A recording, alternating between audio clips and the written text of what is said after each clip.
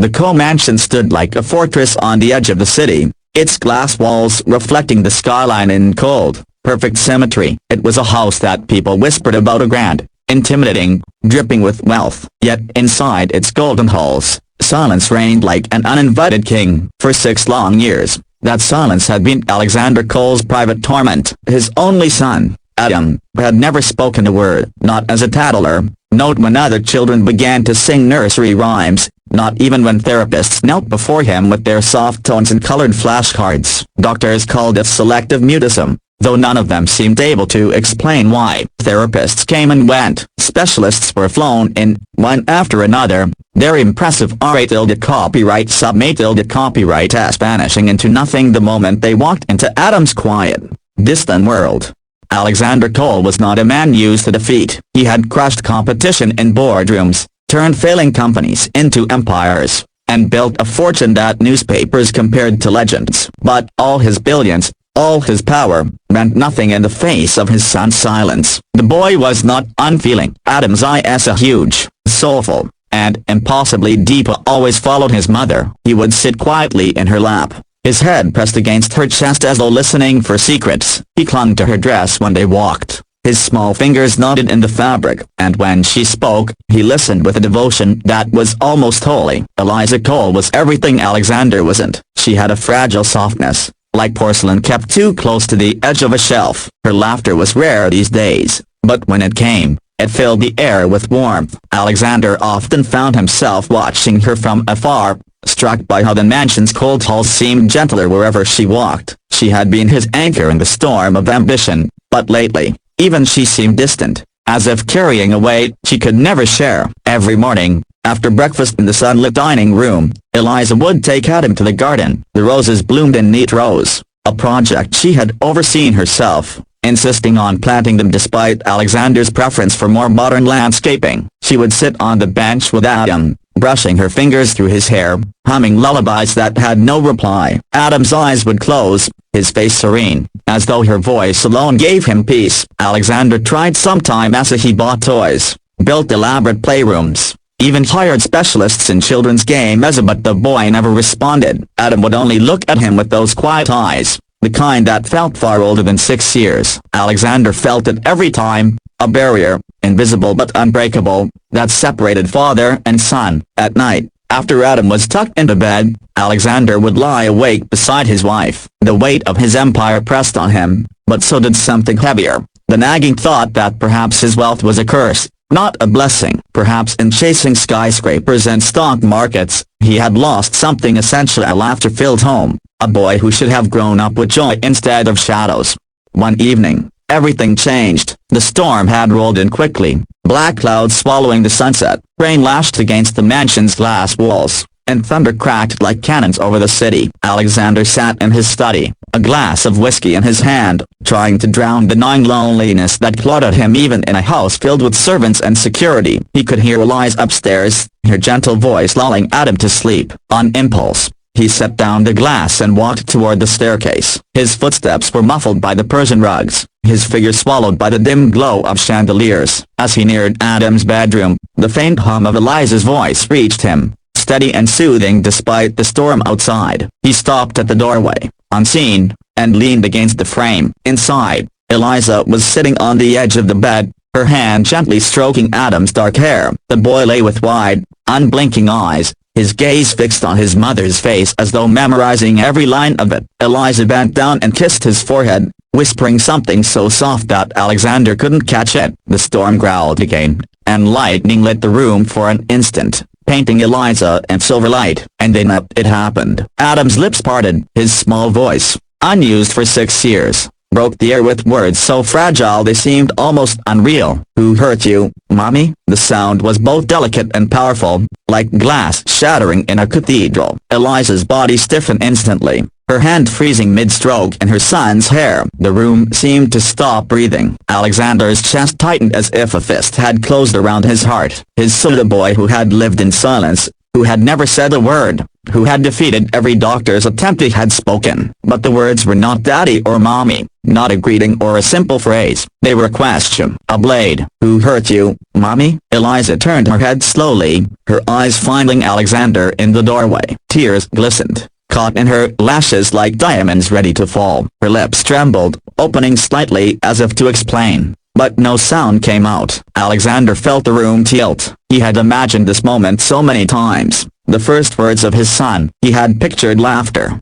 joy, maybe even a father's name called with love. Instead, the words had torn open a wound he hadn't even known existed. Eliza's silence was louder than the thunder outside. She looked back at Adam, brushing her hand against his cheek as if to calm him, but her eyes, those soft, sad eyes Alexander had ignored for too long, just spoke volumes. And in that silence, Alexander realized something terrible. His son hadn't been silent because he couldn't speak. He had been silent because he had been watching, observing, waiting, and when he finally chose to speak, it wasn't for himself, it was for her. The storm outside cracked again, but inside the mansion, another storm was brewing, one that had nothing to do with weather. For the first time in his life, Alexander Cole, the untouchable billionaire, felt powerless in the face of 6 simple words spoken by a child.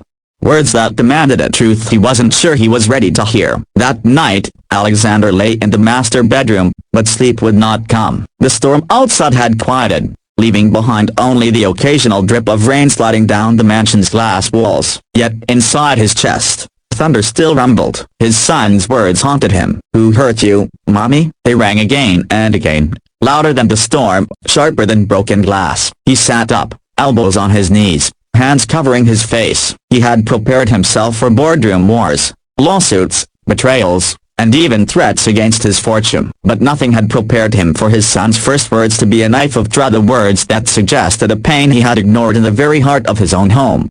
Alexander glanced at the empty side of the bed. Eliza hadn't returned after putting Adam to sleep. He knew where she was, probably curled up in the small lounge off the garden, the one place she went when she wanted to be alone. A part of him wanted to storm in, demand answers, force the truth out of her, but another part, smaller, weaker, yet far more human, was afraid of what she might say. For hours, he sat in silence, staring at the shadows on the walls, until dawn finally painted the sky in muted gray. The next morning, the mansion stirred with its usual rhythm, maids polishing the marble floors, chefs preparing breakfast, security guards patrolling the gates. But within Alexander, there was no rhythm, only dissonance. He found Eliza in the garden, sitting on the wooden bench among the roses she loved so much. Her pale blue dress blended with the morning mist, her hair loose, strands fluttering in the cool breeze. She looked ethereal and beautiful, but unbearably fragile. Adam was beside her, sketching quietly with colored pencils, his small hands moving delicately across the page. For a long moment, Alexander just stood there, watching them. The boy's silence now felt heavier than ever, as if his single question had unlocked something neither of them could push back into the dark. Finally, Alexander stepped forward. Eliza. She looked up, startled, her eyes searching his face. For a second, he thought she might smile, but instead, her gaze lowered back to the roses. He sat beside her, careful not to disturb Adam, who continued drawing as though lost in his own world. What did he mean? Alexander asked quietly, his voice steady but edged with fear. Last night, his question. Eliza's hand tightened on the fabric of her dress. She kept her eyes on the flowers, her lips pressed tightly together. Eliza. He pressed, his tone firmer. Our son has been silent for 6 years, and the first thing he says a broken bar is that he saw something, he felt something. What did he mean? Her breath trembled. She brushed her hair behind her ear, still refusing to meet his eyes. Alexander, please, don't push him, don't push me. Alexander leaned closer, his voice a low whisper now. I've spent billions fixing problems. I've torn apart corporations,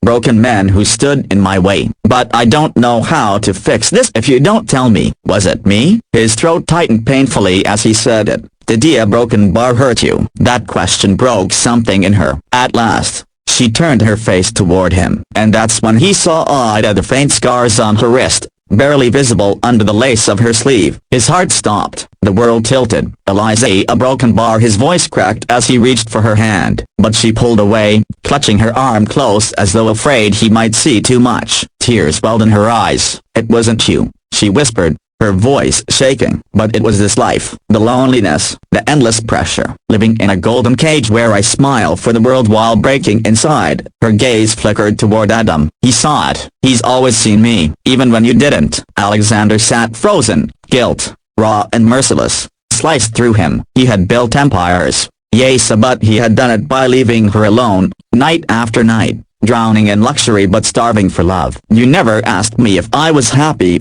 Eliza continued, her words trembling now, pouring out like a dam had cracked. You thought wealth was enough, that a mansion and designer dresses could replace what I really needed. But Adam, a broken bar. She looked at their son, whose pencil still moved gently across the page. Adam asked what you never did. Who hurt you, Mommy? The words gutted him. Alexander's fists clenched helplessly in his lap. He thought of the endless business trips, the dinners where he was absent, the way her smile had grown dimmer with each passing year. He thought of Adam's silence, how perhaps it hadn't been mutism at all, but protest. A child who shows silence because words in this house meant nothing. I didn't know, Alexander whispered, his voice breaking. God help me. I didn't know. No, Eliza said softly, tears slipping down her cheeks. You didn't want to know. Those words stung more than any accusation could. For the first time in his life, Alexander Cole, the ruthless billionaire, felt like nothing. He wanted to sink into the ground, to beg, to undo every moment of neglect that had led to this.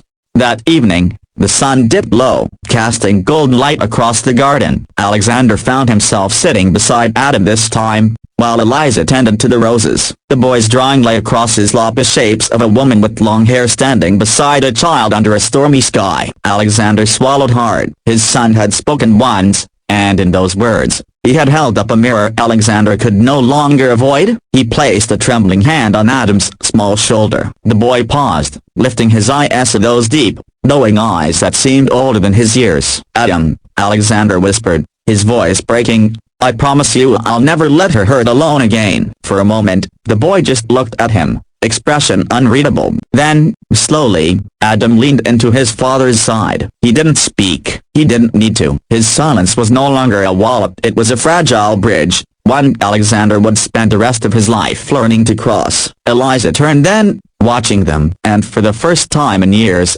Alexander saw the faintest spark of hope flicker in her tear-stained eyes. He realized then that his empire, his billions, his Namia, all of it meant nothing compared to the fragile, priceless world within these walls. His son had spoken once, and in those 6 words, he had saved them all.